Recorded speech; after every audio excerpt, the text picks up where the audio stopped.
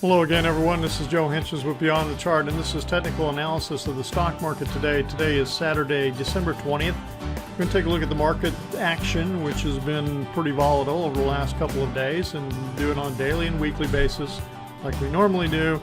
Look at all of our indicators, and then we're going to look at Disney, United Airlines, United Continental, Delta Airlines, and Celgene.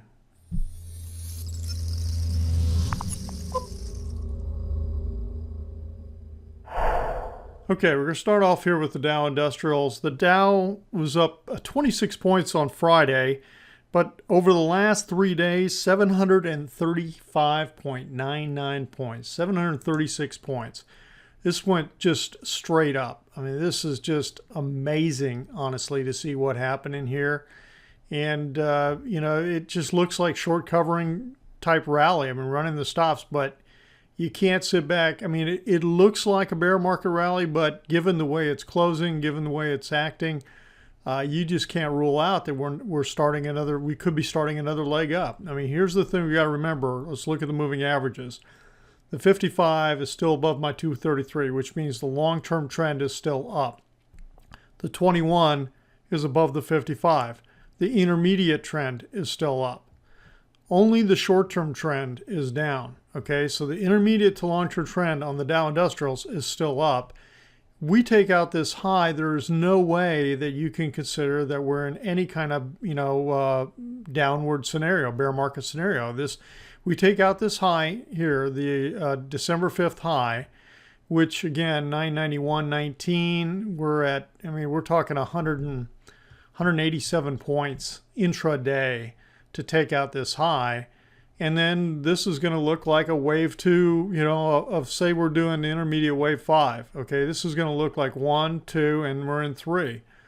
And 3 is usually a very strong wave. Well, if this is 3, it sure started off very, very strong. S&P 500, similar type scenario. I really thought yesterday at some point, we got within a couple of points here. Let me blow this up. S&P 500, intraday high. 2077.85, the high on the 5th, 2079.47. So we got less than 2 points away from taking out that high on Friday alone. So right now I'd have to say the odds are that this is going to break to new highs just the way it's acting. Now we may chop in here just because of such an extreme move that we've had in 2 or 3 days. It's like right now, you just don't know for sure what the heck the market's going to do. And you just, have to sit back and, try to protect yourself with stops, which is what we've done on the trade ideas. I mean, I do not like getting stopped out, but it sure is a better alternative than losing all your money. Here on the NASDAQ, same type scenario. A huge gap up on Thursday with the blast off. And again, the moving averages are aligned just like on the Dow and the S&P 500. Here's the New York Composite. Again, similar type picture, same type moving average alignment. It's not nearly as close as the S&P 500, but again, this has been the weaker of the major moving averages. Russell 2000, look how strong this has come back. I mean, this is just huge move over the last 3 days. And we're now sitting up here on a closing basis above, let me get my crosshairs in so you can see. I mean, we are literally sitting at a close, the highest since all the way back here in July 3rd. So we're getting very, very close to going to new all-time highs on the Russell 2000, which it's been basically dogging it for the second half of the year. All right, let's look at the weekly charts real quick. The Dow, I mean, you could see how big this, this reversal or this move to the upside did and what it did for the week and turned it back up. We're not seeing divergence here on the RSI or the DI plus. S&P 500 weekly, same type scenario. We've got right now, I mean, you got to lean to the fact that this sure looks like it's about to take out the highs and it's moving on up. The NASDAQ, similar type scenario. On a weekly basis, this is continuing the trend. I mean, higher highs, higher lows on a weekly basis on the NASDAQ, and a big reversal bar. Again, the market's got to prove it to us. I mean, it needs to take out the highs, but again, I'm not going to sit there and if I got puts or if all of a sudden I'm getting signals to the upside, you can't ignore them. I mean, if the market's telling you to get out of your position, you got to get out of your position. All right, so let's see weekly. I think I had a couple more weekly. New York Composite Weekly. Big reversal bar again in here. And Russell 2000 Weekly. And again, this is showing, what I was just talking about in terms of the close, how strong that close is. It's the highest weekly close since back here on July 4th. And so we're getting very, very close. I mean, maybe it's going to break back above this moving average. I mean, who knows? All right, now it's acting strong. Let's take a look at some of our indicators. Short-term trading index.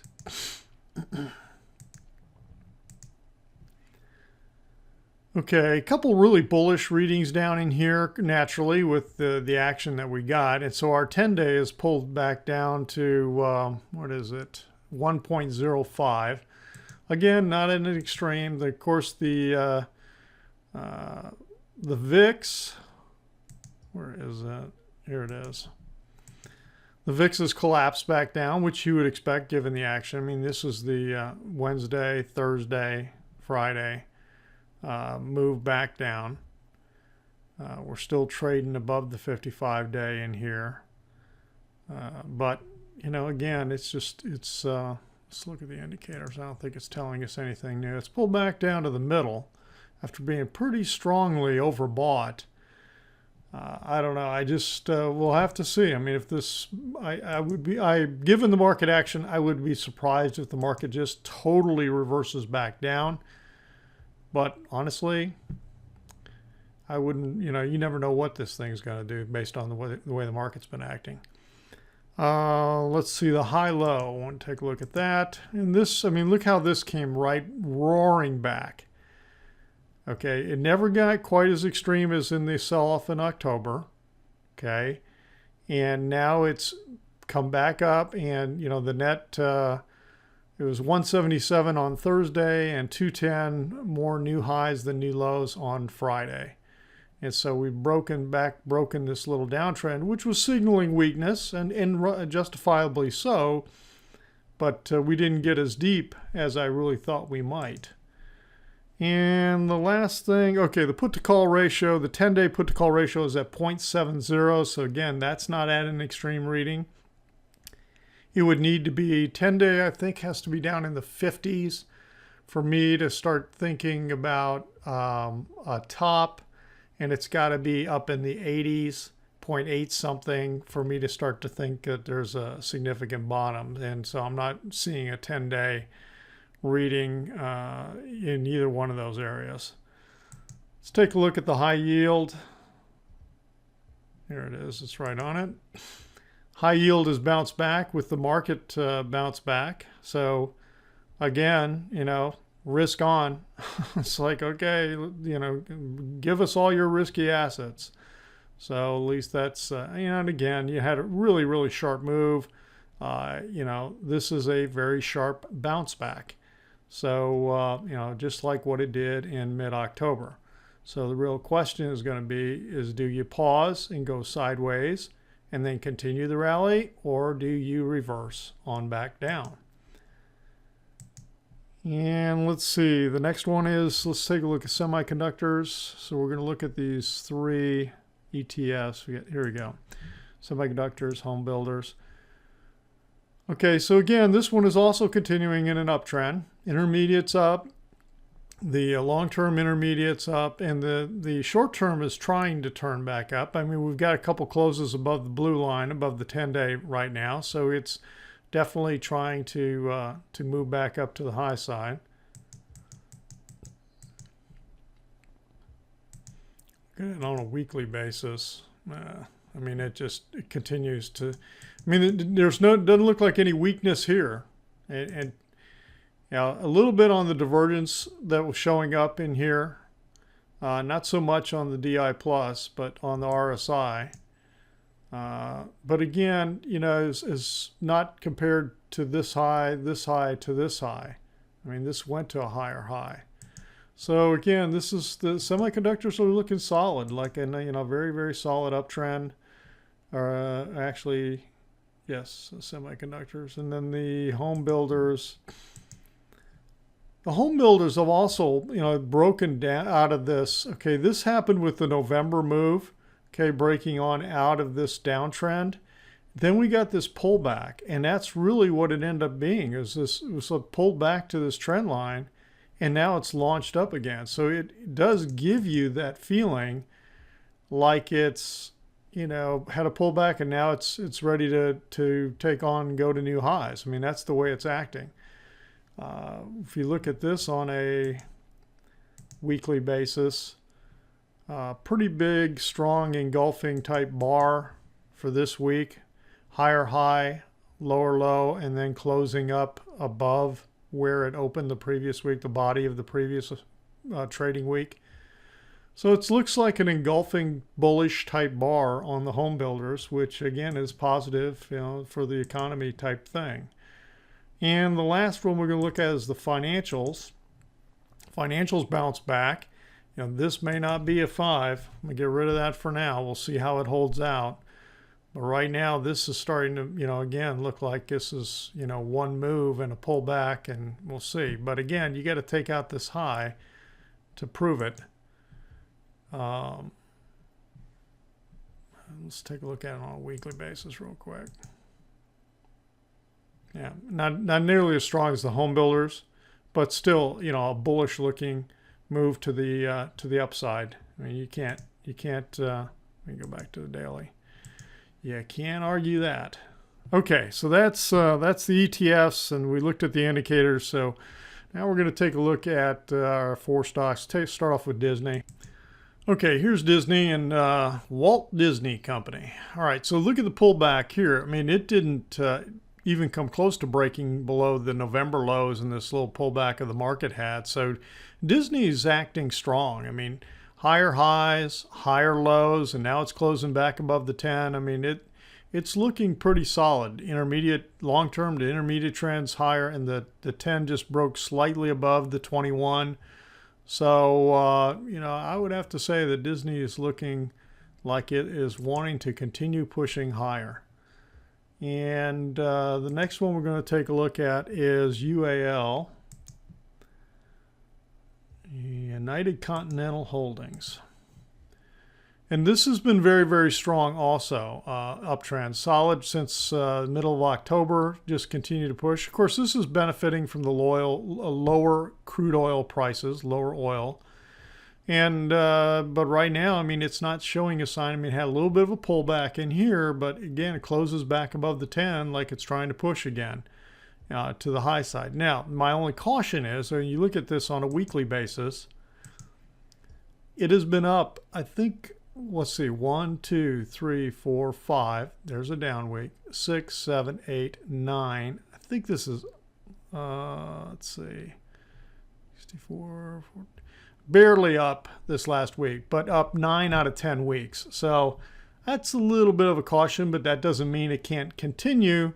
But it's been moving for a while. I mean, so that's my only caution on it. But right now it is continuing to trend higher. Let's look at the indicators on a daily basis. We had a little bit of divergence right in here, but that just means that it pulled back, which is what it did. And it didn't pull back very far. It pulled back right about to where it pulled back before on the RSI. So a little bit same here on DI plus. And DI plus crossing the ADX, sometimes that's an indication that the buying pressure has kind of petered out a little bit. But again, that means either side, it could go sideways or pull back. So, just like here, the selling pressure, it indicated the selling pressure kind of petered out, and it had, and now it started rallying. So again, 10 weeks, 9 out of 10 weeks up. That's pretty solid move. And if you're short term, You know, it might indicate taking some profits. I don't know. It's to see. Delta continues to push also to the high side. Now Delta, the waves were a little clearer to me, I think, on Delta. This looks like it's in a very, very strong third wave move here, fourth, and that we're in this fifth wave right now. And if it continues to channel like it looks like it's channeling, it would indicate a push up here to the top of the channel. Okay, so that would indicate that there's more to come on Delta. And but the wave structure that I'm seeing in this fifth wave is a little hard to read. I mean, it looks like, it's very subtle waves in here, which is really what the market was giving us in that whole move too. Very subtle waves, hard to read type waves. But from a just looking at the price action, the moving averages are all aligned to the upside, and now we've got a couple closes above the 10. It just looks like it's wanting to continue to push. All right, and the last one we're going to take a look at today is Celgene. And there it is. Celgene is also continuing, is in a positive mode. I mean, look at all the moving averages are aligned to the high side. A couple closes up here. This would have been a good entry right here on Thursday's close. And then Friday pushed a little bit higher. Friday was up 70 cents. But, again, it looks like it's trying to make another leg. It came back down. Blow this up. You can see how on the pullback, it got support right near these highs from this previous sideways consolidation, this little ABC corrective mode in here. And so on this pullback on the 16th, and then it rallied back on up. And the 10 never did break below the 21. I mean, it stayed in bull mode. And now we got this close back here above the 10 and kind of a confirming close on Friday. So right now, that looks pretty solid. Let's take a quick look on a weekly basis. Yeah, I mean, look at this kind of nice, dip down reversal type bar. It's like got a correction. Okay, it's almost a doji type thing, but again, I mean, you gotta stay with the fact that it's in bullish mode. I mean, it's not really breaking down indicators. I'm not seeing any negative divergence there. We got a little bit here on the RSI, but then what did it do? It pulled back down to the 40. So, and again, a lot of times when you're in bull mode, you range between 80 and 40, 80 and 40, 80 overbought, 40, the 40 range, 40 to 45 starts to become potential support. And, and in the reverse, when you're in bear mode, it's kind of like between 65 and 25 or 20 and 60 kind of thing. So right now, again, it just, it looks like it's green lights ahead, pushing to the high side on Celgene. So, all right, that's it for today. Hey, we'll be back tomorrow. We'll take a look at the trade ideas, what happened with the trade ideas this last week, and what have we got working, and is there anything new for the coming week? So, all right, this has been Joe for Beyond the Chart. Thanks for stopping in. If you felt like the video was helpful, please share it on social media. And if you're not a subscriber, subscribe. Gives you access to the Trade Ideas webpage and notification when you get new posts emailed, and the free PDF I've got for you, the 5 Essentials. So, all right, everyone, have a great weekend. We'll talk to you tomorrow.